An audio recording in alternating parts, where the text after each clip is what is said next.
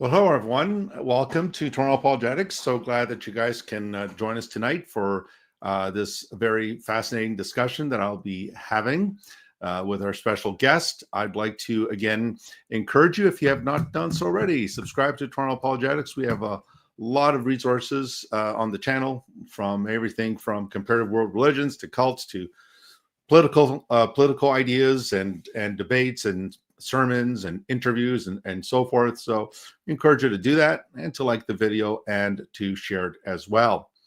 And so tonight, I'm very, very pleased to have my dear brother in Christ and long-time friend and fellow apologist and colleague, Dr. James White from Phoenix, Arizona.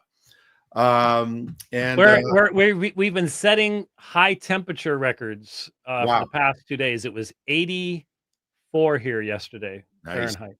Nice. I think it was 79 or 80 today. So really hard to be in the Christmas spirit when you're sweating in your Coogee sweater. Oh, yeah. And by the way, I need to let you know, you may not see this, but we can read your screen through your glasses. Just so you know, they're reflecting your screen. Just yes, perfectly. I noticed that. Let me try. You can read that.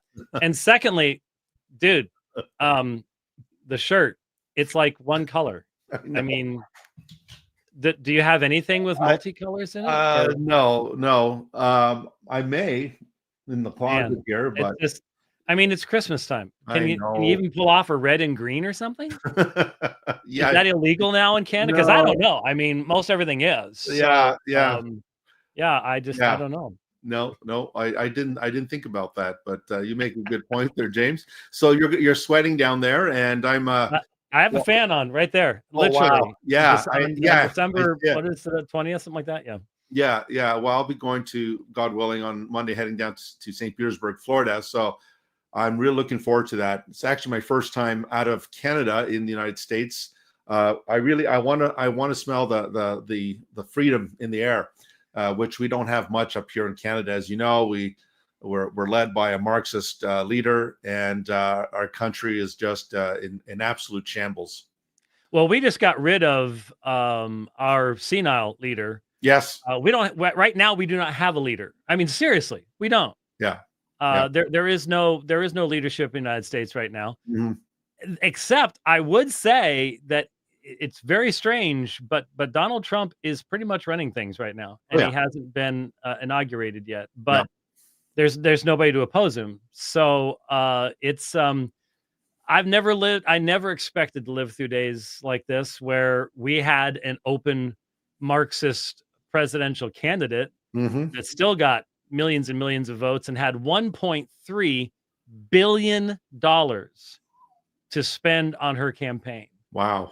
And ended up millions of dollars in debt because she was giving it all away to friends and relatives and to stars to endorse her. But yeah, we just dodged a straight up Marxist.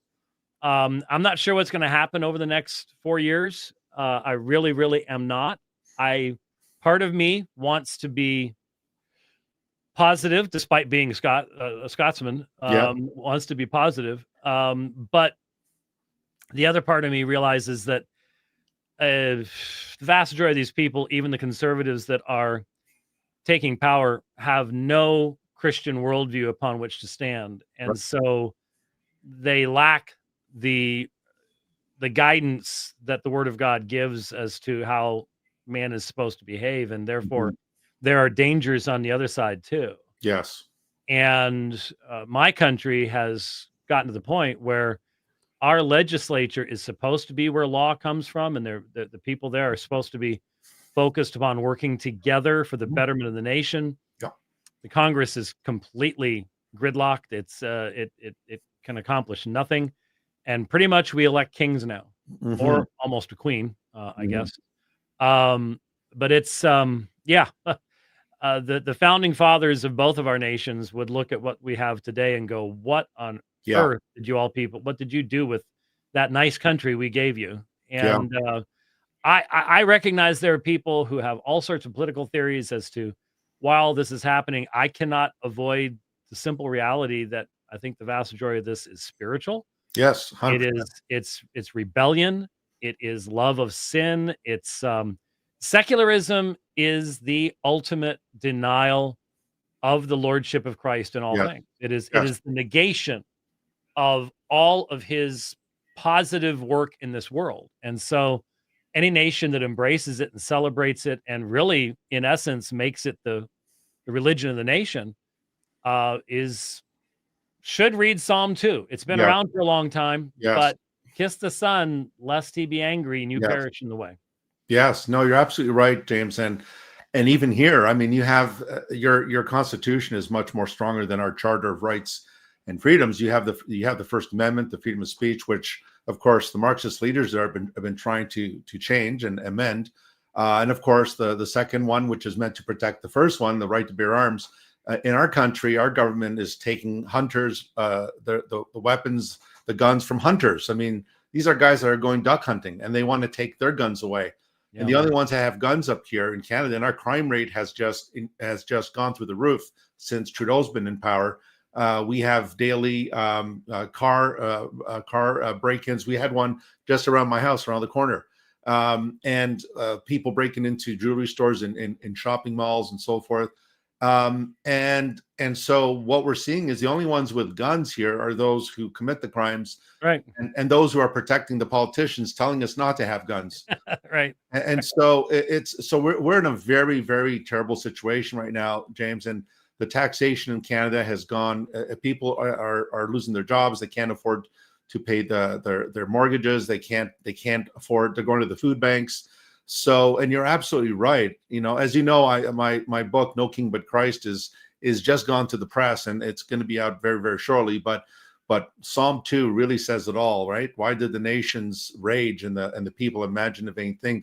They've turned against Yahweh and his Messiah, his Christ, and Yes. and they want to break their cords. They don't want to be under his rulership and his kingship. And yet the promise of the nations are given to the Son. They're given to the Lord's Christ, and they are his by right, his crown rights. Yes. So yeah, we're both in our countries are both in trouble, but I'm so thankful that Trump has won the election, and he's being inaugurated, James, on my birthday. So January 20th is my birthday. Well, brother, pray that he lives that long. Yes. I'll be perfectly honest with you. The assassination attempt in Pennsylvania, I know a lot of people in the know. Yeah.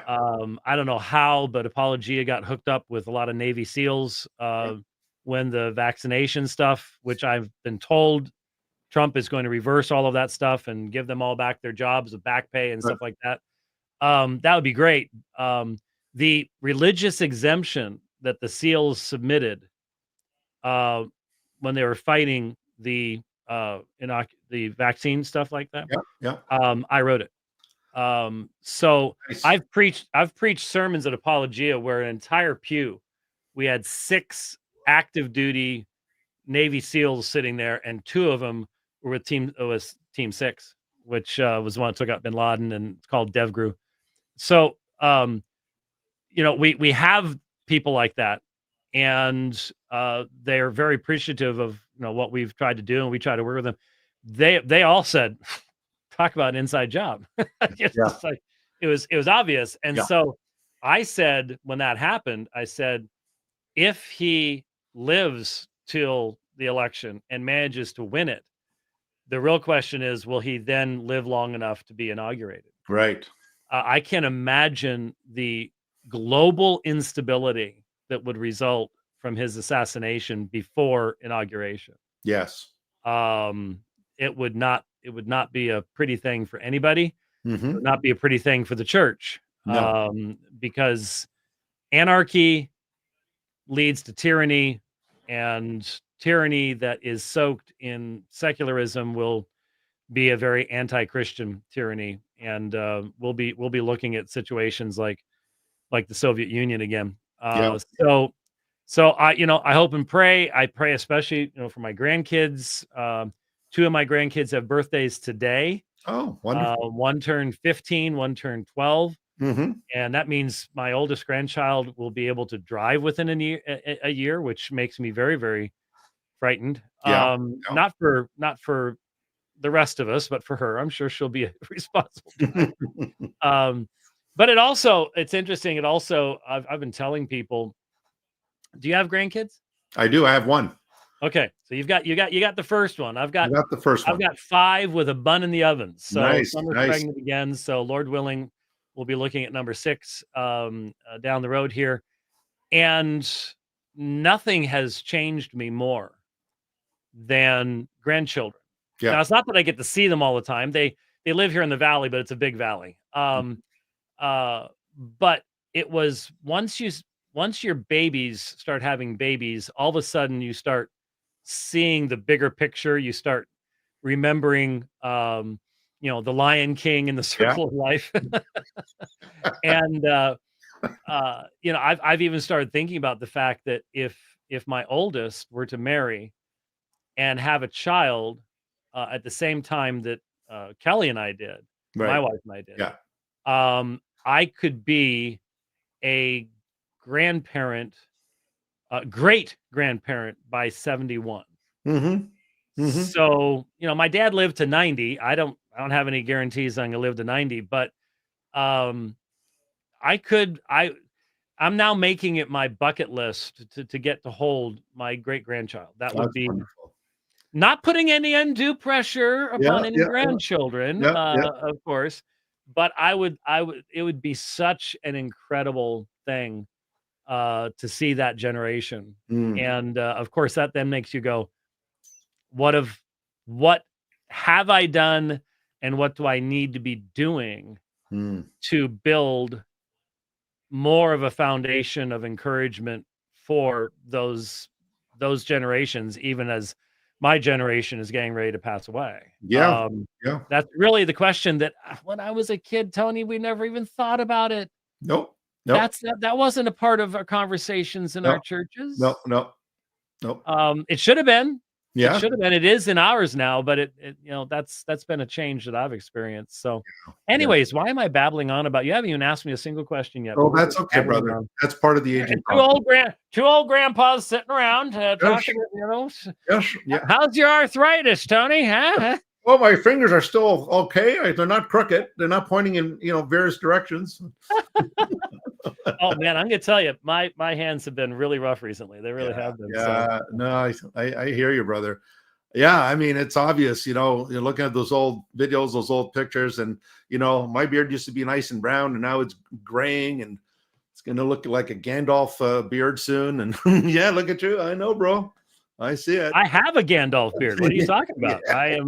I have become James the White. Yeah, just put a "the" in my name, and I'm ready to go. So James the White. Yeah, I used to say by the beard of Spurgeon. I'm going to say by the beard of White. Yeah, that's right. That's right. Yeah. And I would love to have it much longer than it is, but the wife has complained about that. So the problem with me here is my wife tells me, she goes, "Look, you're going to start looking like the terrorists they're trying to track down." It's up here in Canada, when we take our passport pictures, they tell you not to smile. And so they actually want you to look depressed. They want you to look like, I guess, the people that commit the crimes. I don't know. Is that really a danger in Canada right now, that you would be smiling? I know. There's nothing to smile about right now up here, but we need to. Except what was the news thing that came out yesterday about the percentage of people in Canada that are dying voluntarily now? Yes, it's 1 in 20. Oh, and wow. it's called MAID. So the federal government here, run by Marxist Justin Trudeau, they passed legislation. It's called Medical Assistance in Dying, MAID. And so people have been just been applying for it. And there's people who are suffering from depression or a depressive mood disorder. They're applying for this. And the government's like, oh, yeah, no problem. You just need 2 doctors. You need consent. Fill the, sign the dotted line.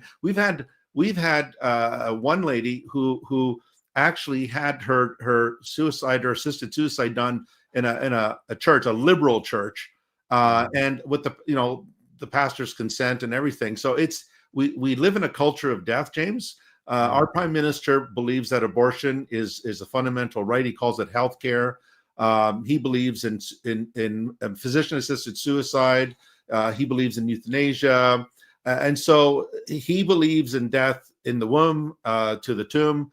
And we are surrounded with this. And then on top of that, you got this whole transgender agenda. I don't know if I told you this, James, but I was fired from a seminary here in Canada. And I was fired because I was told by the dean that, well, on your social media, you said Justin Trudeau hates Christians. And I said, he does. We've got the track record. So, we are paying the price for these things, James. I mean, I know you have a number of wounds that you've received for the sake of Christ and the gospel, and I've received the same. But I'm not going to compromise my convictions on the Word of God. I need to take a stand. So a lot of our seminaries are becoming cemeteries, and I'm sure it's the same in the United States. Oh yeah, very very much. I mean, in some ways we're in the lead in some things, and in other ways you all are. It has been fascinating and sad to see.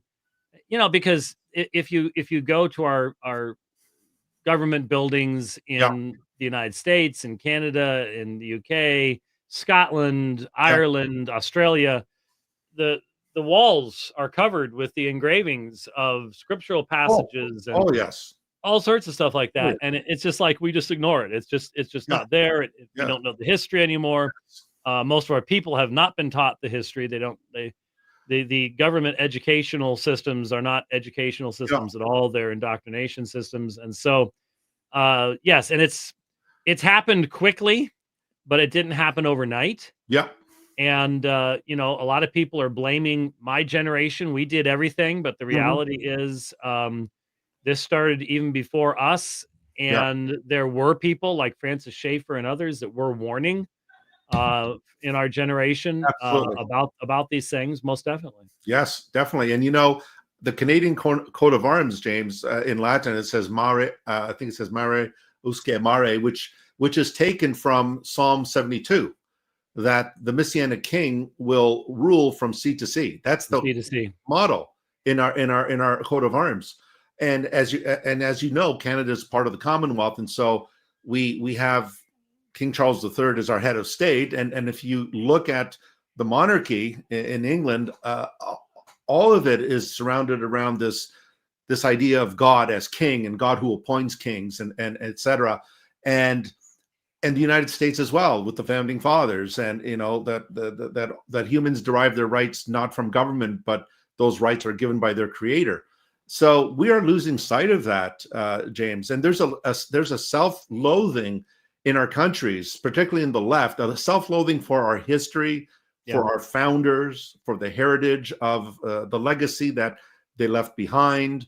And all we see is this constant demonization of the whites are colonizers, they're slave traders, and on and on and on it goes. So we're going through the same thing with Trudeau. And he was actually remarking the other day, James, that he was actually saying that he was lamenting the fact that Kamala Harris was not voted in. She would have been the first United States president, female United States president.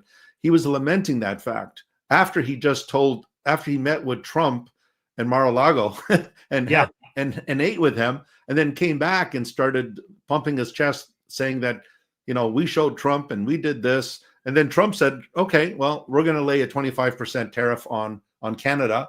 And then on top of that, he said that Justin Trudeau will be the governor of the new state. Yes. New state of Canada. I welcome that. I have to. You got to admit, Trump is at least extremely entertaining. I love him. In the sense that he doesn't care, and that really sets him apart. There's no two ways about it. Sometimes it goes way, way, way too far, but there are a lot of times you're just like, just can't help but breaking up, like, because he just doesn't take these pretentious people seriously. No. He's just not afraid of them. No. And I mean, Trudeau next to Trump, he's got to be shaking in his boots. Oh, for sure. Well, we're doing the Trump dance up here too, James. We're doing the Trump dance. So it's YMCA.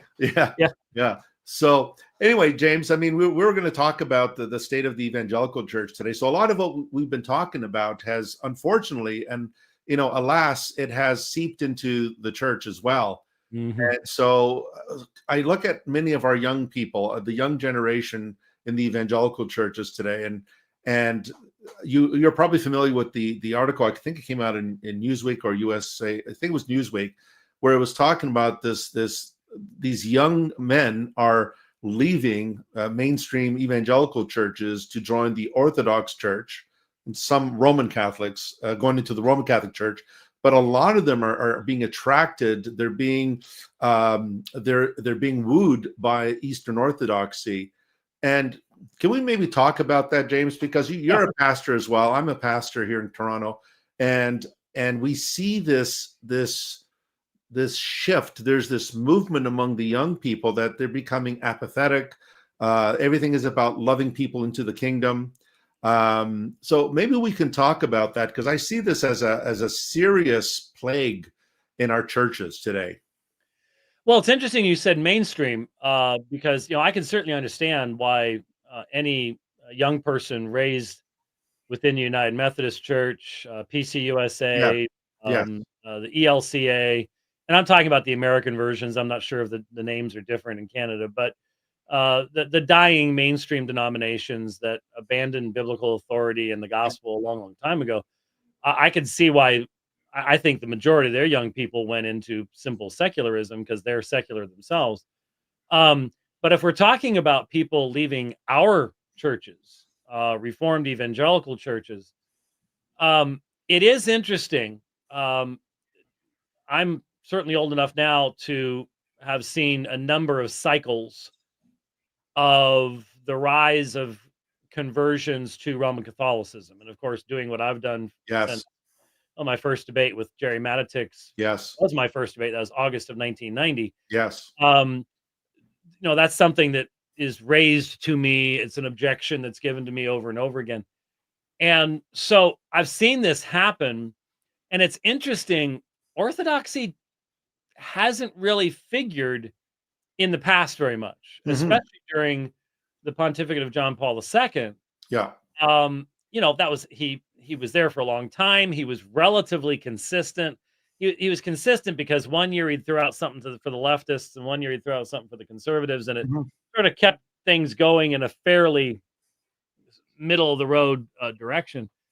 But I honestly think that the reason you see right now Orthodoxy being much more of a destination is primarily due to Francis. And it's also due to social media. So Francis is just, the Vatican's almost bankrupt. And I was going to play and didn't play on the program today. I need to do it on the next one. Did you see his comments about Luther? Yes, I did. It's like the rumbling you heard was his predecessor in the grave spinning at high revs. And all his other predecessors from 1940 on backwards to the Reformation spinning in their graves. I've said many times, and I say it with all honesty, and I haven't had anyone dispute me on this. If Pope Francis lived in the year 1600 and taught openly without repentance the things he teaches now in Rome, he would have been burned as a heretic. There is no question of that at all. That's right. I don't know how anyone can avoid that conclusion. Not just on the death penalty thing, but on his whole perspective on what the church teaches and what that means. Liberation theology is not what Rome was teaching for a very, very long period of time. So you've got that negative in Francis. And so I think these waves of people that are looking for the church standing in the mists of time, the unchanging bulwark. Now they're running into Eastern Orthodoxy. And a part of it's due to certain popular individuals on YouTube, and they have YouTube channels. And that the problem is most of them are not from the East. People have asked me a number of times, why haven't you written a book on Eastern Orthodoxy? And my answer always is, first of all, I'm not smart enough. And secondly, I'm not sure you can put it into written words. And the reason I say that is long, long before AOL and all that stuff came up, we had something called bulletin board systems, BBSs. And I don't remember the guy's name. I don't remember how we hooked up. but he was an Orthodox guy who knew Reformed theology really well, and not in a negative sense. He read it with appreciation. So sort of like Cyril Lucaris, the Calvinist patriarch. Yes.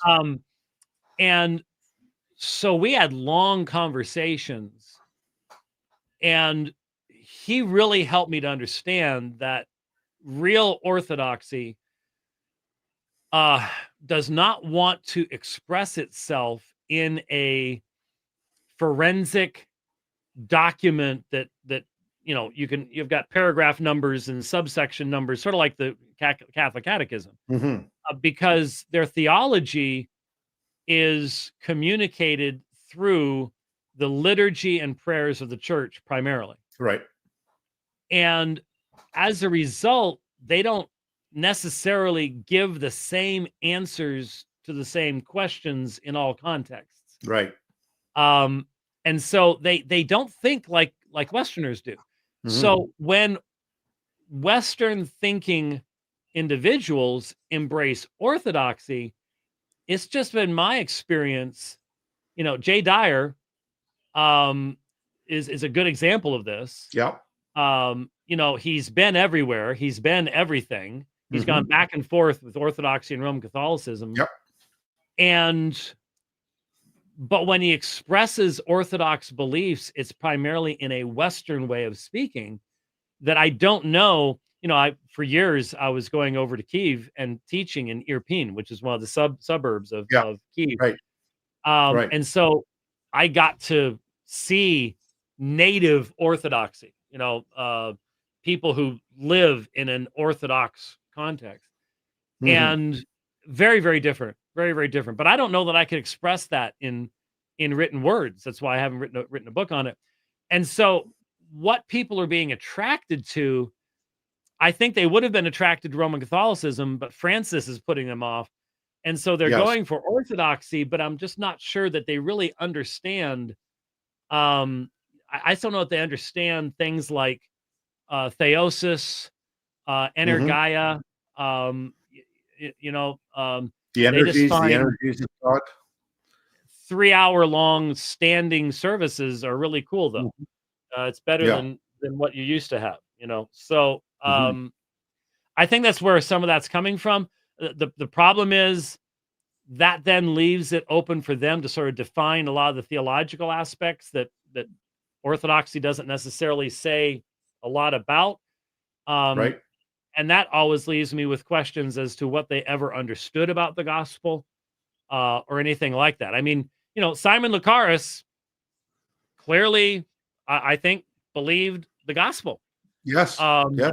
So I personally would say, how do I express this? These days, you say anything on a webcast on the internet, and a few words of it will be clipped without the rest of what you're saying. Yeah, like when I said I love Trump, that's going to be clipped for sure. You loved? Oh, yes, of course. So I do not believe that Eastern Orthodoxy is just popeless Catholicism. Right. It's not. And people who think that way just don't understand either Catholicism or Orthodoxy. Right. But I think there is a way to look at Orthodoxy could be looked at in a much more orthodox, from our perspective, view than Roman Catholicism could be consistently. So in other words, Rome has been very clear about what she teaches in denying justification, despite what the Pope just said on an airplane. Right. Okay, because that's not the normal magisterium. That's not an extraordinary magisterium. That's not an authoritative statement. But Rome has been very, very clear. There is no imputation of the righteousness of Christ, though Jimmy Akin said there is in a debate we did earlier this year. Yes, I remember. I've been noticing that, between Akin and Trent Horn and stuff, we've got a whole new kind of Catholicism being defended out there, which is quite interesting. So I could see how it would be easier for a Lucaris to interpret the liturgy and the prayers in a biblical and orthodox fashion then I could see a Roman Catholic interpret Roman Catholic teachings in a biblical and Orthodox fashion. So when I know Roman Catholics who struggle with certain things. They've come to understand certain things. They're still in the church, but they really recognize that their justification can only come from the work of Christ and not the things they're doing and things like that. And they know that requires them to be inconsistent with the teachings of the church. Right. But from the Eastern Orthodox perspective, sure, there's plenty of Eastern Orthodox that have any concept of imputation and stuff like that. And they've got a really, really, really weak anthropology as far as sin and depravity goes and things like that. Yeah. But at the same time, you can find a lot of Orthodox writers that stumble onto it. Yes. And they express the truth even in the language that they're using that's derived from their tradition. So, so I see Orthodoxy very differently than I do Rome. Yes. But in the United States, Orthodox apologists, as far as I can see, pretty much, other than having little battles with the Roman Catholics on the papacy or something like that, they use the same argumentation. They've adopted the same form of argumentation that Roman Catholics. It always comes back to sola ecclesia. On both sides. So it's the church alone that determines the canon. The church alone determines doctrine. And the Council of Jerusalem anathematized Roman Catholics, anathematized the Protestant Reformation, and even in the Orthodox Church in the liturgy, they have what's called the Sunday of Orthodoxy, where they basically anathematize all the reformers. I mean, you can Calvin, Luther, all of them, anathema, and the people repeat after them. You know, a good book I found from a Reform perspective is Robert Letham's book, Through Western Eyes, and he wrote a very good book on how we as evangelical Reformed Christians can approach Eastern Orthodoxy and share the gospel with our Eastern Orthodox friends. And I've interviewed two former Eastern Orthodox priests. One was Joshua Shuping, who's now he was with the Christian Missionary Alliance. Then he went to the Lutheran, the Missouri Synod. And then there's also Matthew Joyner, who's with I believe is with the Conservative Anglican Church in the United States, not the one under the Archbishop. They still want the vestments. Yes, the smoke and bells and everything. Yes. But you know what's interesting? You mentioned Trent Horn. I don't know if you know this, but one of our brothers in Christ who's watching tonight, Steve Christie, he put out a short video where he actually showed that Trent Horn was actually claiming that Christ gave the keys not just to Peter. Yes, I saw that. But to all the apostles. And I thought, you know, Steve made a good point that it seems to be a very significant change from what Rome says. Well, and of course, I've debated the papacy with Catholic Answers for decades now, and they've always denied that was a reality. But, I thought when I did those two debates with Trent, it's been an interesting year. Because I'm not sure if you caught the backstory, but we did those two debates at a Lutheran church in Houston. Yes. Very conservative Lutheran church. I've done a bunch of debates there now. And he and I debated Sola Scriptura, and the next night we debated Purgatory. Right.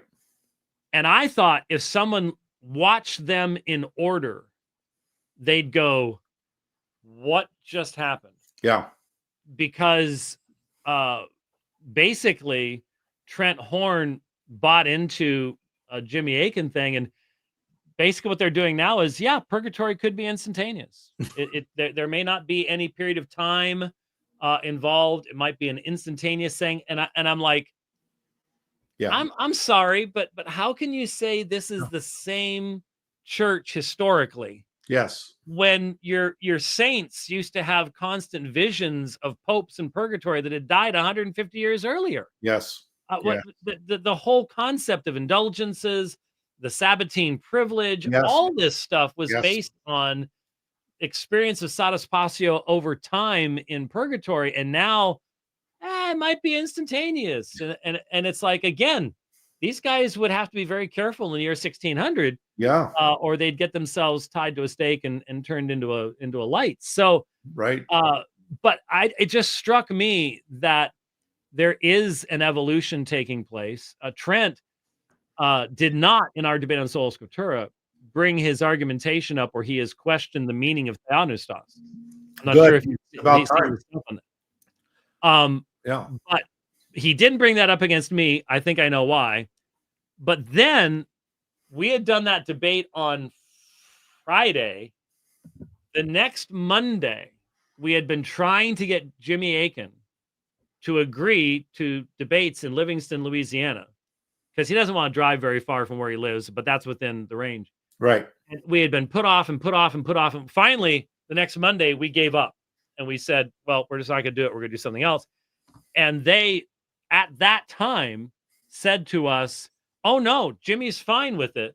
However, he has a request. He'll only do, because we wanted to do a debate on how can a man have peace with God. And because we just wanted to bring that out just to help the people, because Livingston, Louisiana is 95% Roman Catholic. Right. So the people there want to be able to reach their friends with the gospel.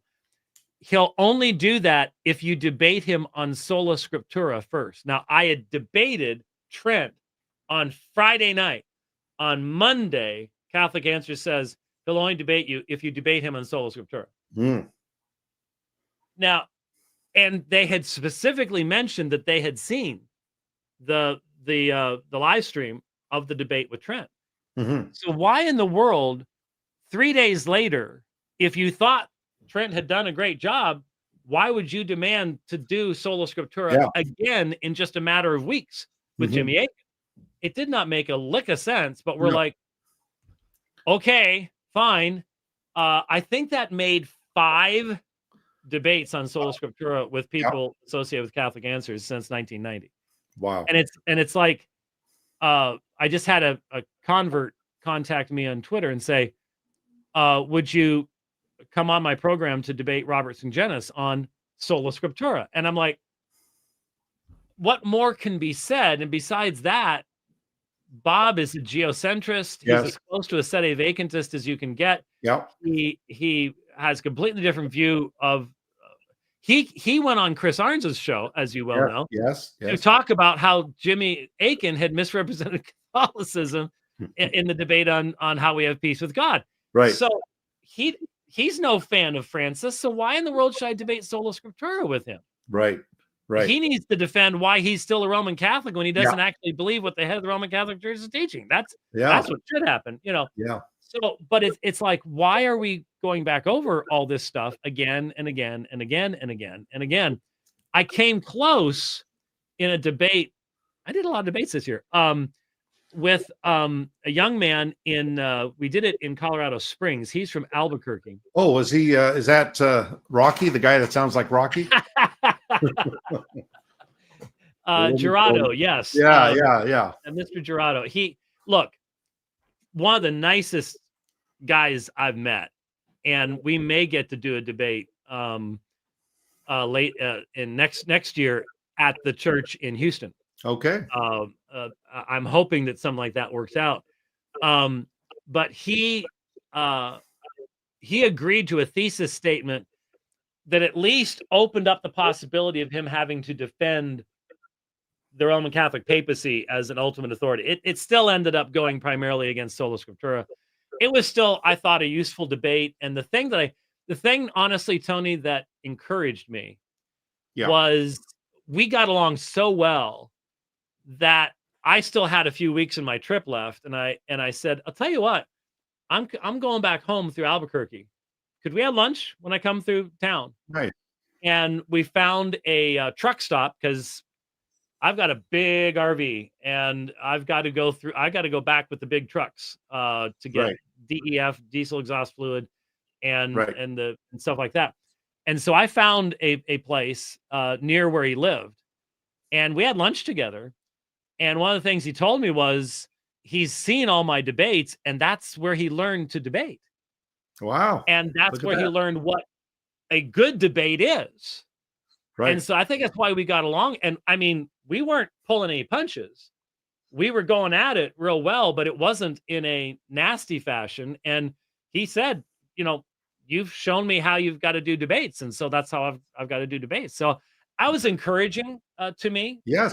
even though we're on opposite ends of the spectrum on these things. He's a believing Roman Catholic, but I think at least we can have exchange with one another in a meaningful fashion, which Right. so I just did a debate in Mobile, Alabama, where that was not the case. It was the exact opposite of that. Right.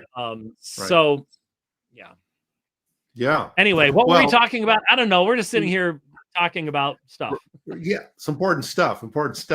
So James, you know, just thinking about, you know, our young people, we talked about this exodus out into Orthodoxy, but what do you think is the major problem in many of the, I mean, evangelicals becoming almost just, becoming almost a term that is so subject to ambiguity these days. What would you think or say is the problem with our young people in our churches? I mean, Paul says in his letters to act as men, to be men. And what I'm finding in many of the evangelical churches today is they feel out of touch with the culture. They don't know how to engage the culture. They don't know how to share the gospel with a secularist or a Marxist. What do you think is my personal feeling is I think that our churches are failing in that we're not teaching our people how to defend the faith once for all delivered to the saints. We're not teaching them theology.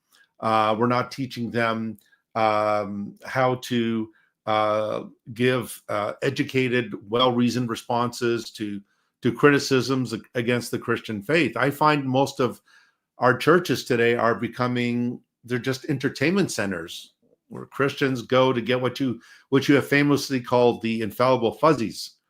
So what do you see? I mean, I know that you've been a pastor of very strong churches, but what do you see is the common trend in North America among Western Christians that is showing such a, what has been called the effeminization of young men in the evangelical church? Yeah, there's a lot there. Obviously, in an overarching sense, if people do not have a deep, passionate commitment to the central truths of the faith that are the foundation of their peace with God, they're not going to seek to defend those things. They're going to seek to identify those things as, well, that's special to me, but it may not necessarily be as important to you. If they don't see that the cross is the center point of history, that all of history since the resurrection should be seen in the light that comes from the empty tomb. If they don't see the secularized mind, and as people come into the church, I've often said, I wish we had a device we could put up at the door that just sucks the secular mind out as you walk in and leaves you open to having a biblical worldview. Doesn't work that way. And so as they come in with a secular mindset, they create religious space, not recognizing that the claims of Christ are over all of life. And so it's over here someplace. And they don't want to become a radical, except the claims of Christ are radical, completely radical. And so we want to be comfortable with it over here. And we're not comfortable when the preacher says, yeah, but you need to apply all this to all of life, Christ for all of life. Right. And so as a result, even when we teach on the doctrine of the Trinity, it's just an object of knowledge. It's a part of you put it over here in the doctrinal section, and okay, I've got that doctrine down. Okay, then related to that is the deity of Christ and the person of the Holy Spirit, and then we're going to get over here into maybe some creation, though we're really scared to say anything about that because cultural orthodoxy will really go after us there. Right. And so they don't see the overarching coherence of the Christian worldview, and so there's not a passionate commitment. You know, I've had young men that I've taught over the years, and I've had conversations with them when they've gone off to seminary.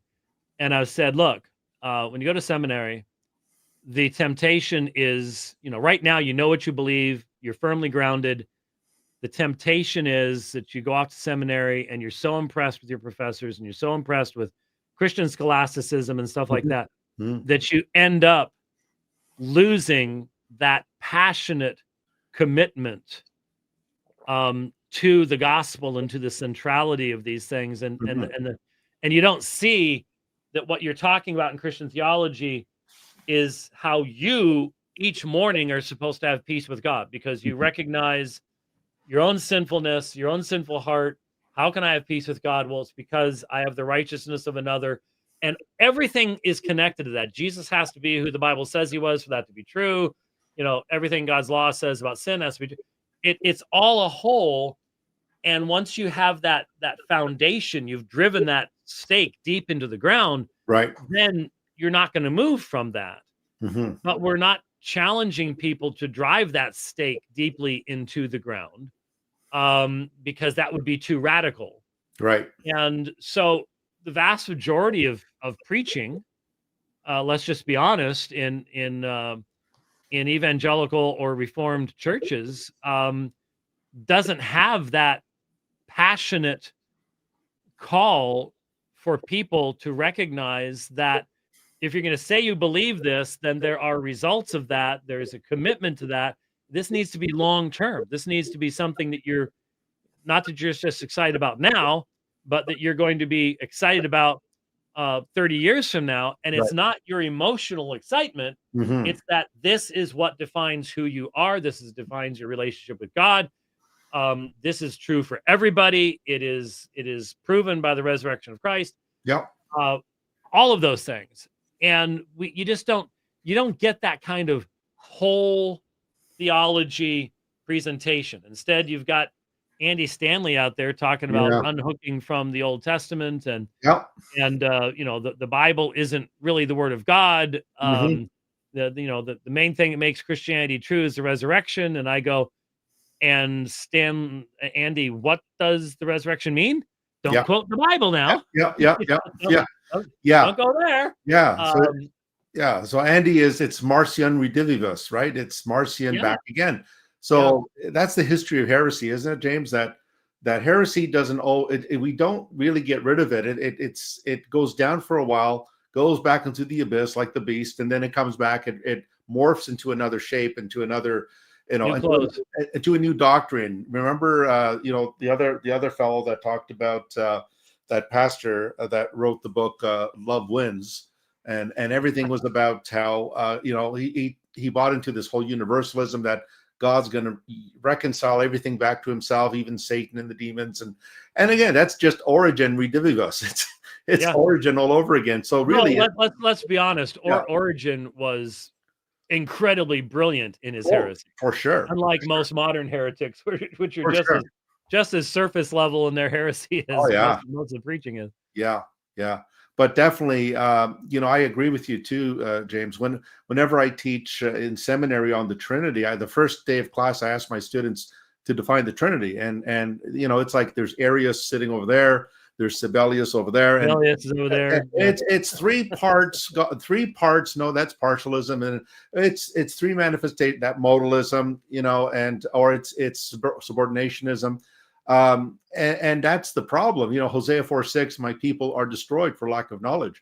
And that is what I see, is that there's this lack of appreciation for the deep things of God. And I've seen some seminaries where all their focus is on church history, and that's fine. Church history is important.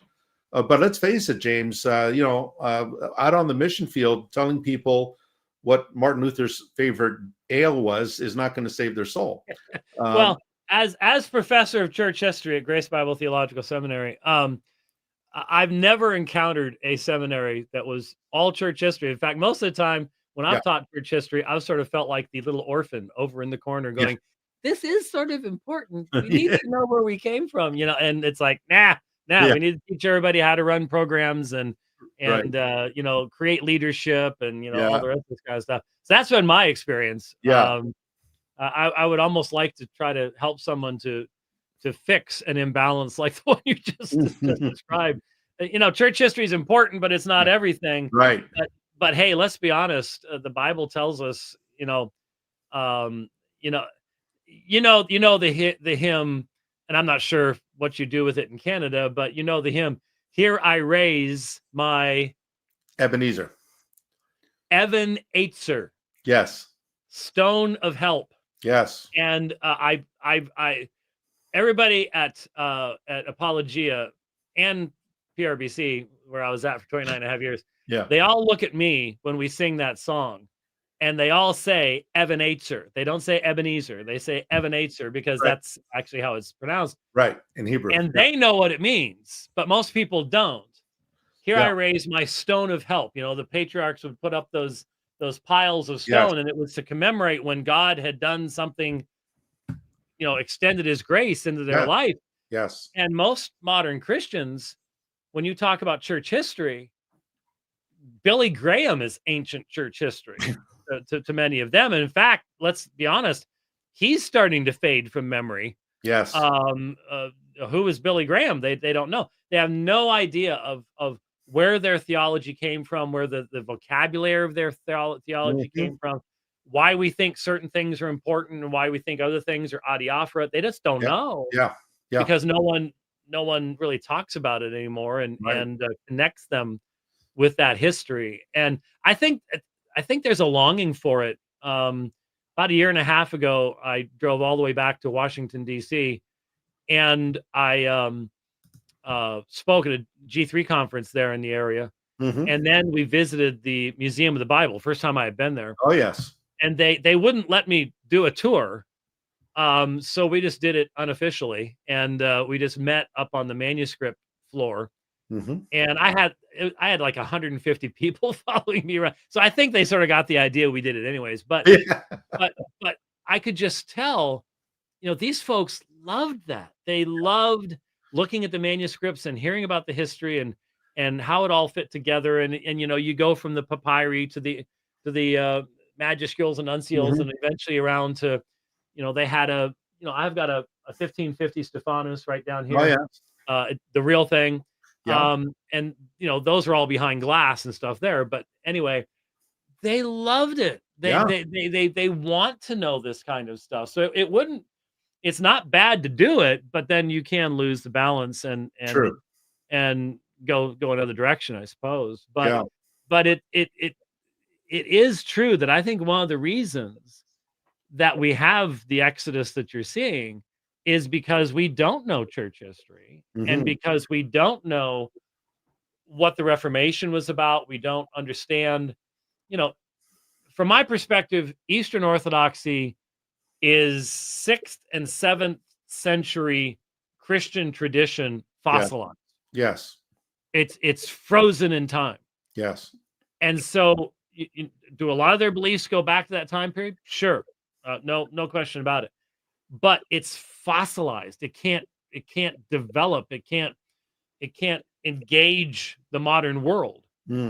And sure, most Orthodox have remained pretty conservative. Heck, they argue with each other over the calendar, for crying out loud. I mean, they will split and divide over the calendar that you're using. But there are liberal Orthodox folks.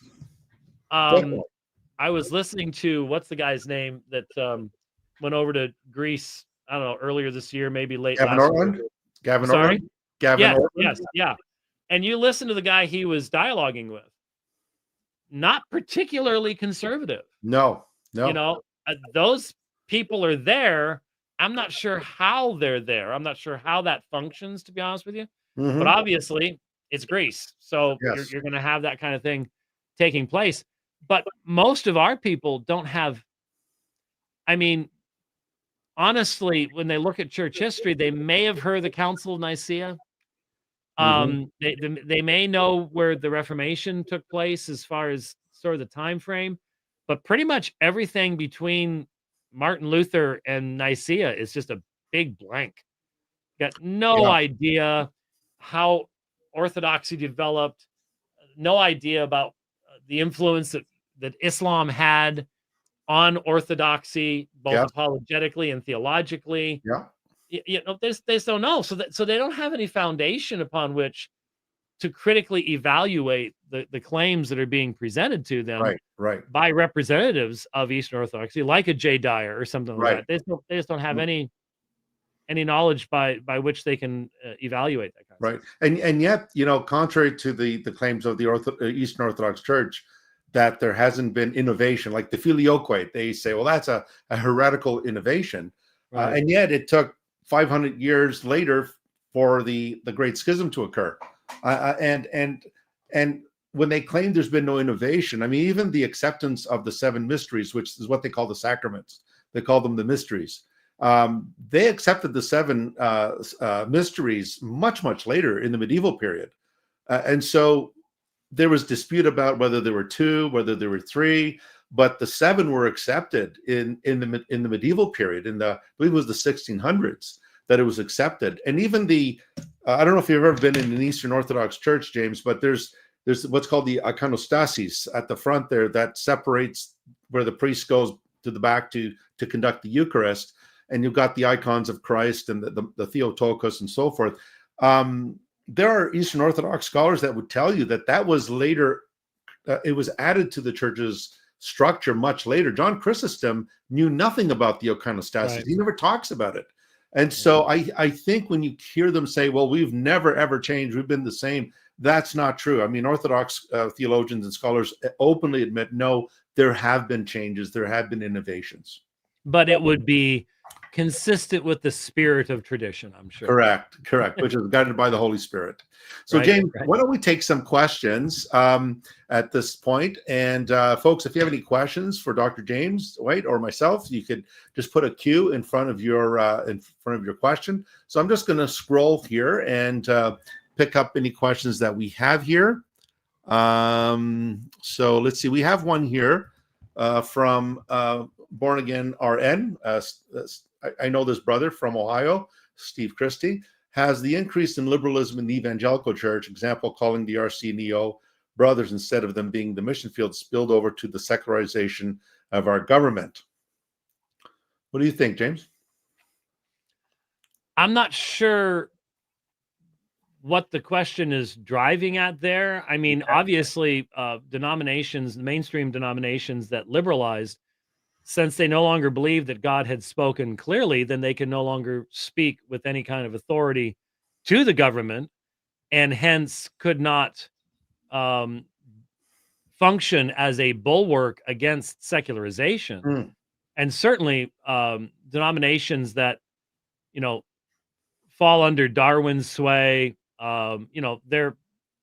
they've given in to the primary dogmas of the secular worldview to begin with. And so in many ways, I mean, in every Supreme Court case these days, amicus briefs are posted, are submitted by the leftist denominations. And so even the court gets Christians on this side and Christians on that side. That's one of the, I think, things that they will be held accountable for at the day of judgment, was their assistance in the promotion of the culture of death within our society. So I think there's a connection in the sense that those denominations are primarily secular as well. They don't really have a Christian worldview foundation any longer, because they don't believe God has actually spoken in His Word. That's always where it started. They may follow different paths after that, but it always starts there with the issue of authority. And so, but I'm not sure how else I could address that as far as the direct connection. Same question from Steve.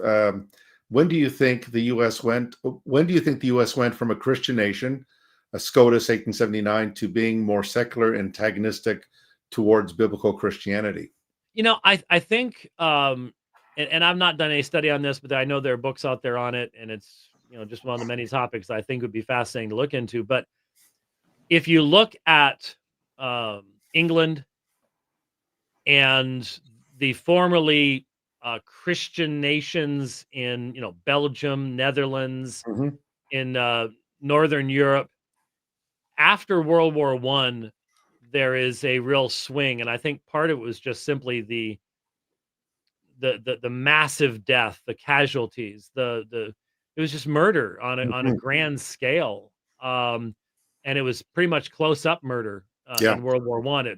It was different than bombing cities in World War II. I think it started there. You see a lot of the trends that led to um, the post-war liberalism in the United States, post World War II, really started in the 20s. Mhm. And then World War II just exacerbated all of that. I think world wars um, really either force a people to recognize that they are creatures and they will stand before God, or to run from that reality. Mhm. And if God is not pouring out his spirit at that point in time to draw people to the gospel, I think that's why we see so many people who just went the other direction, Yeah. and became antagonistic toward biblical Christianity. I mean, looking at the UK today is just so sad. I mean, what a beautiful place. Yeah. I used to love to run through London and along the Thames, and the beautiful buildings and everything else. It's just changed so much. It So has. few people. Yeah, sure. There are still good, solid churches in the UK, but Mhm. they're in a very, very, very small minority now, and Yes.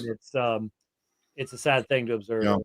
Yeah. I think also, James, with World War One, a lot of folks thought, they followed Hegel, Hegel's philosophy of the thesis, the antithesis, and the synthesis. And they thought that after the First World War, men would learn to, you know, turn their swords into plowshares and their spears into pruning hooks. And then I think you're right that the devastation of the war just made people realize how low we can go. And even Luther with the Peasants' War, that really shook him. I mean, if you've made the point so many times, James, that the pre-1525 Luther and the post-1525 Luther, very different. The early Luther was justification by faith, very amicable towards Jewish evangelism. Then post-1525, everything was, the Jews in their lives. And then, of course, you have Luther becomes very embittered and very nasty in many ways. He But became a curmudgeon. yeah, curmudgeon, exactly. He did. I He did. I presented the two Luthers talk on Reformation Day in 2017 in Washington D.C. Mhm. And I've linked a lot of people to it, and talked about the massive change that took place because of the Peasants' Rebellion. Yes. Um, and I had a guy on Twitter, I think just yesterday, the day before. There weren't two Luthers. Who do you think you are? You think you're smarter than Luther? And the super sad thing that Yeah. I'm seeing right now, it doesn't really have anything to do with our conversation, but the super sad thing I'm seeing right now is the number of people that are quoting from and promoting the Jews and their lies by Martin Luther. Oh, what Adolf Hitler Um, did, he did the same. I know, and it's happening right now. It's happening And if right if now. someone like me comes along and says, "You do realize he wrote a book pre-1525 called Jesus Was a Jew," Was a Jew, that's right. and that was completely different. "Oh, who do you think you are? You think you're smart enough to be Luther's editor," and stuff like that. And I'm just like, "What on earth is Yeah. going on?" It Yeah. is And just astonishing. there's a move too, James, to, if you say Judeo-Christian, no, it's not Judeo, just Christian. Yeah. And when we say Judeo, we're pointing to the Old Testament, the foundation of the Old Testament. I Judeo-Christian, old and new, right? I said that on the dividing line 2 days ago, and you should see the memes floating around already about how idiotic we are, and Yeah. stuff like that. It's well, and one well-known leader in this stuff posted a video of some guy knocking dishes off of a table or something like that, and it was something along the lines of, when you tell some people that they shouldn't call themselves Jesus was not the Messiah Christians. As if saying Judeo-Christian means Jesus was not the Messiah Christians, as if Oh you're trying to put those things together. This is a pastor, a yeah. well-known, Yeah. publishing house, whole 9 yards, and it's like, no, that's not what we were saying then. That's not what we're saying now. And No. how can anyone ever come up with thinking that's what we were saying? I Yeah. have no earthly idea. Yeah. Yeah, it's sad to see this. It really is. Yeah. Okay, let me see if we have a couple of more questions here. Yeah, Steve asked this other question. How would you respond to EO who say their church has been more consistent in their theology, doctrines, liturgy than RC and Protestants since the schism of 1054? Well, what I said earlier, Steve, is that there have been changes. The acceptance of the seven mysteries, seven sacrament, the number of sacraments, that was accepted in the 17th century. The iconostasis was an innovation. It didn't exist in the days of John Chrysostom. And so there has been development within Orthodoxy. So yeah, I would add to that, though. I think we need to recognize that the groups that are mentioned there, that's not a fair comparison. Protestantism isn't a thing. It's historically people who aren't Roman Catholics. And in fact, most people don't know where the term came from. It's not protesting Roman Catholicism. Yeah. It was the 1529 Diet of Spire. It was a part in the Constitution of the Holy Roman Empire that a minority could protest the actions of the majority. Charles removed the freedom of the Lutherans, and so they protested. It had to do with law in the Holy Roman Empire. So I think people need to know that. But Protestantism, you can't identify it. What is it? What does it believe? You can't do that. So you're comparing groups that have the ability to make specific delineations with just simply people who aren't a part of that group.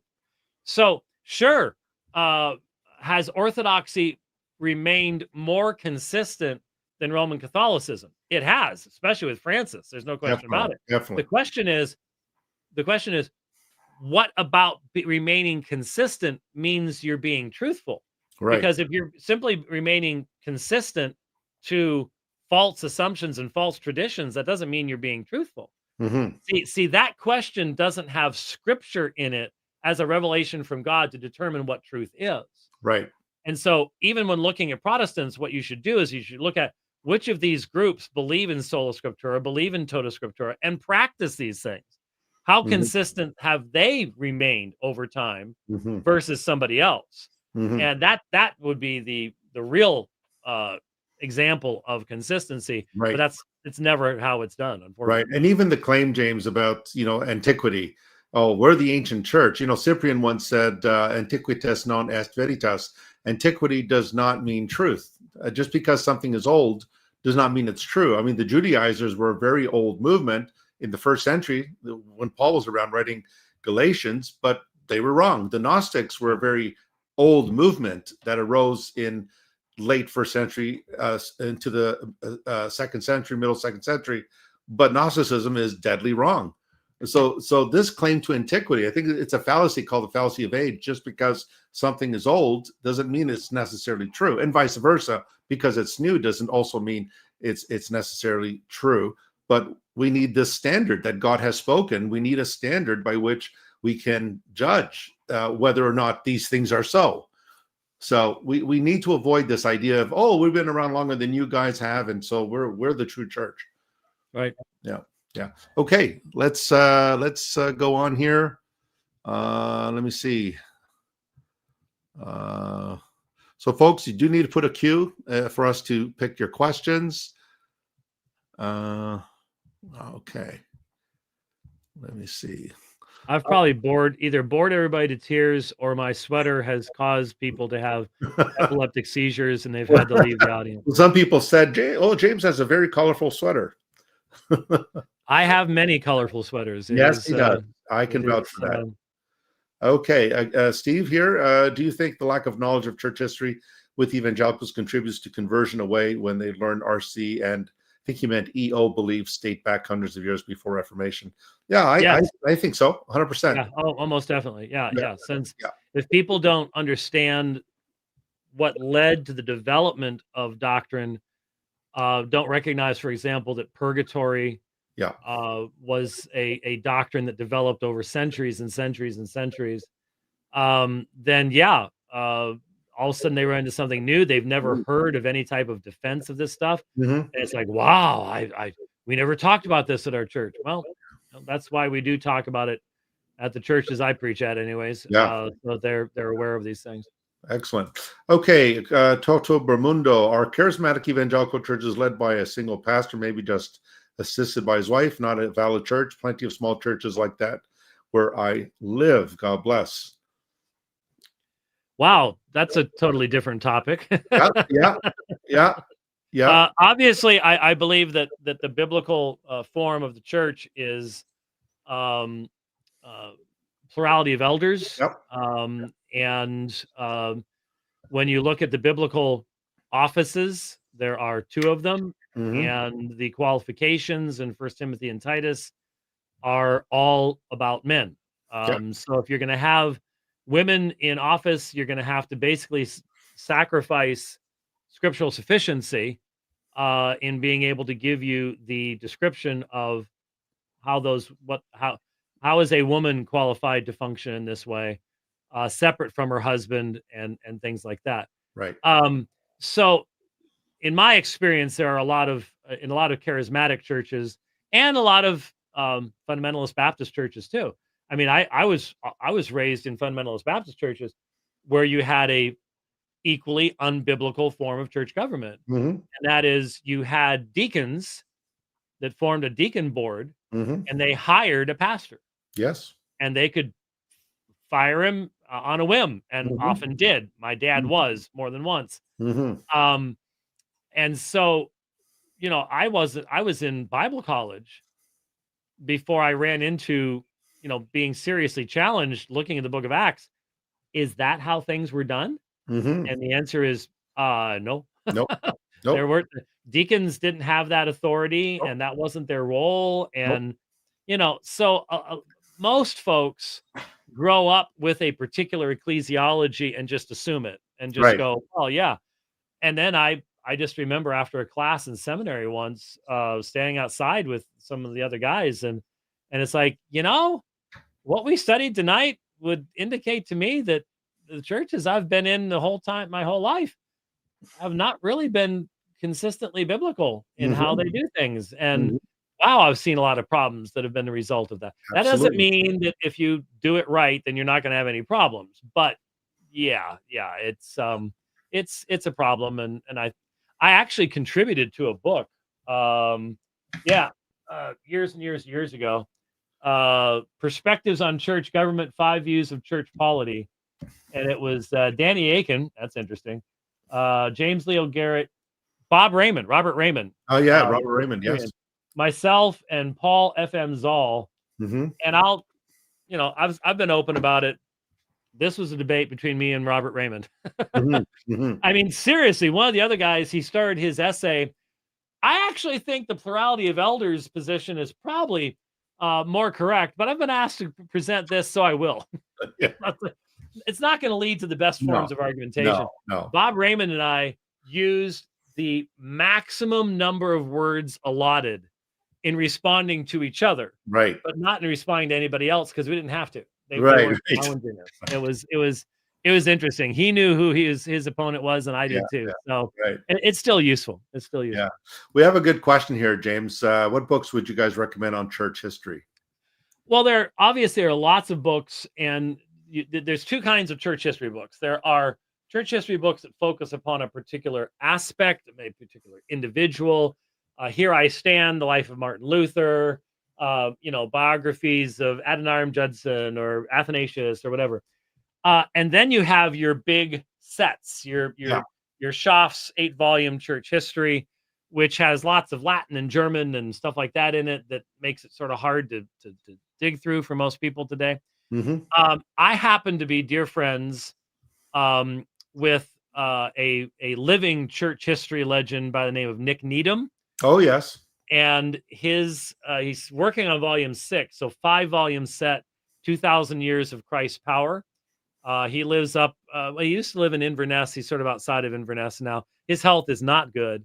I hope he finishes volume 6.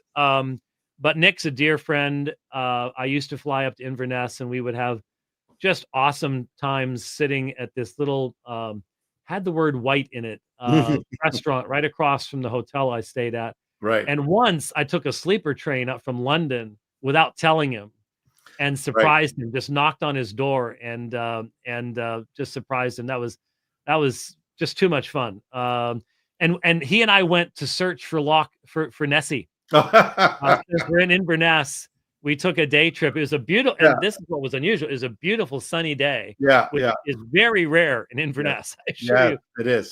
And I've got pictures of he and I next to Loch Ness, and it's beautiful blue, and we're pointing out because we found Nessie and stuff like that. So we've had a lot of.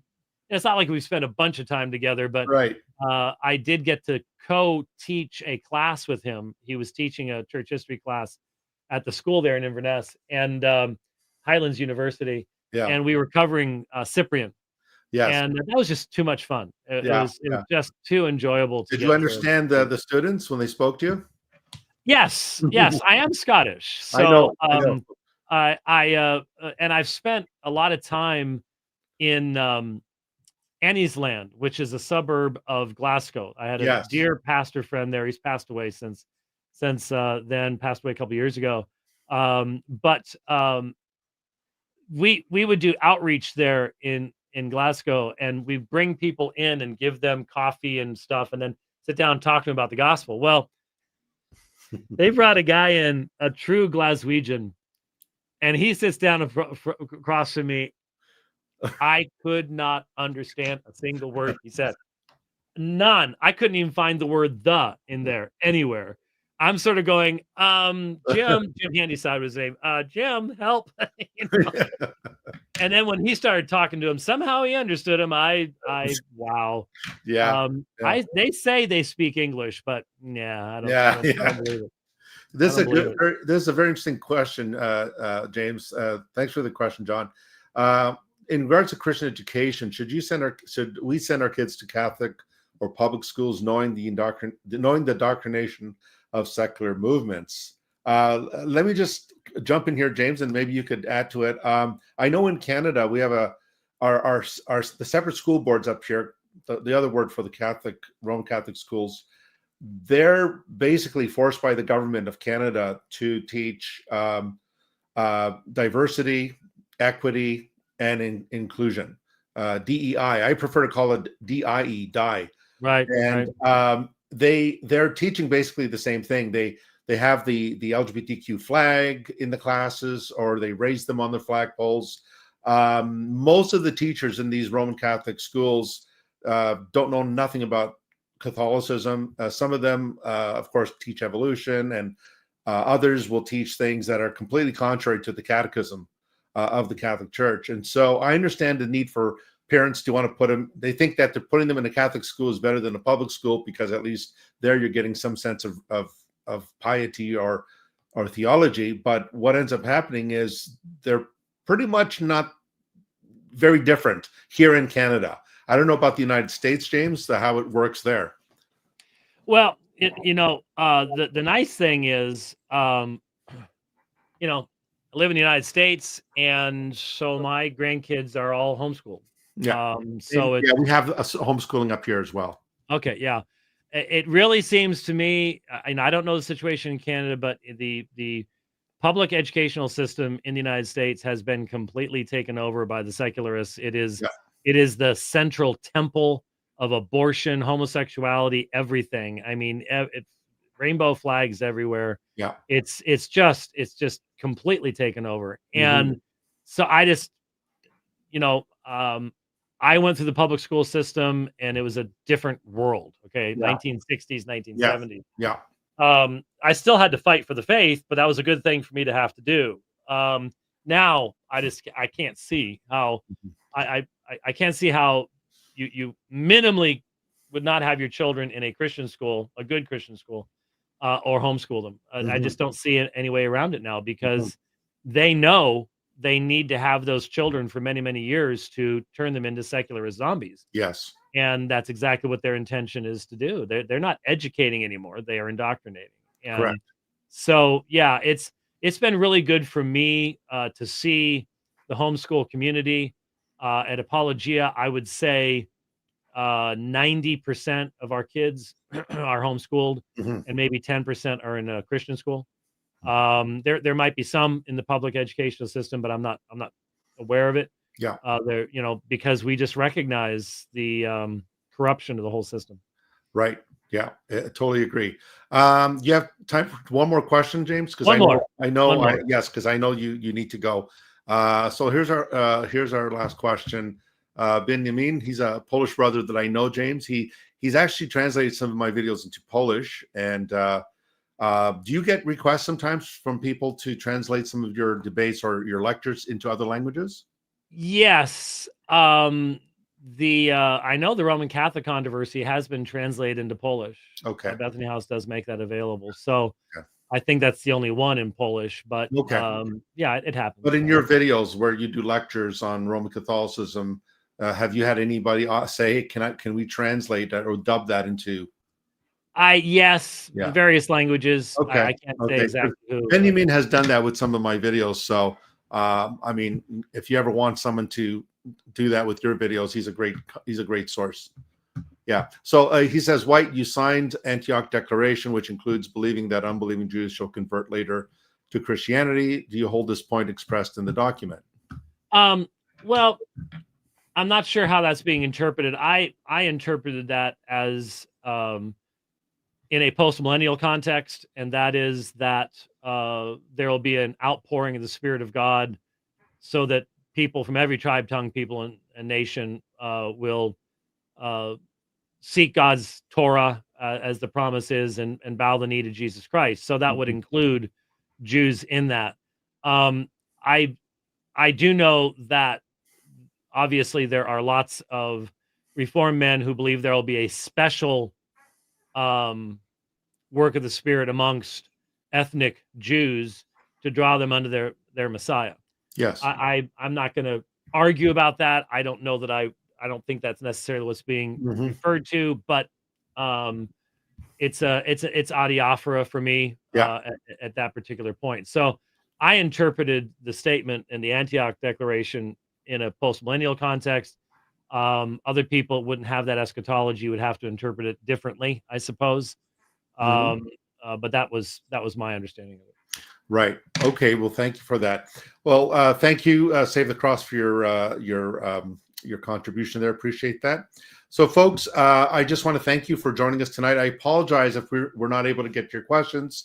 Time, our mortal enemy waits for no one.